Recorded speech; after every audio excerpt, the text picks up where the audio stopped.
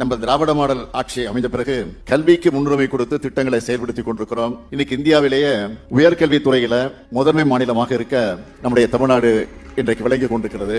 கடந்த 3 ஆண்டுகள்ல 32 அரசு கலை மற்றும் அறிவியல் கல்லூரிகளை தொடங்கி இருக்கிறோம். IAS, IPS போன்ற போட்டித் தேர்வுகளுக்கு தயாராகிற மாணவர்களுக்கு முதல்நிலை தேர்வுக்கு மாதம் 7,500 ரூபாயும், மெயின்ஸ் தேர்ச்சி பெறும் மாணவர்களுக்கு மாதம் 25,000 ரூபாயும் வழங்கிக் கொண்டிருக்கிறோம். 6 முதல் 12ஆம் வகுப்பு வரை அரசு பள்ளிகளை படிச்சு IIT, NIT போன்ற ஒன்றிய அரசு நிறுவனங்கள்ல இளநிலை கல்வி பயில சேர்க்கை பெற்றவர்களுக்கு முழு கல்வி செல்வையும் இந்த அரசு ஏற்கும். முதல் தலைமுறையா கல்லூரி வர்ற மாணவர்களுக்கு கல்வி கட்டண செலவுக்காக 1000 கோடி ரூபாய் ஒதுக்கீடு செய்யப்பட்டிருக்கு. காமராஜர் கல்லூரி மேம்பாட்டு திட்டம், ஒருங்கிணைந்த கற்றல் மேலாண்மை உருவாக்கப்பட்டிருக்கு. மாணவர்களுக்கான தொழில்திறன் மேம்பாட்டு திட்டம், முதலமைச்சரின் ஆராய்ச்சி மானிய திட்டம், முதலமைச்சரின் ஆராய்ச்சி ஊக்கத்தொகை திட்டம், உங்களை தேடி கல்வி திட்டம், இப்படி என்னால் சொல்லிக்கொண்டே இருக்க முடியும்.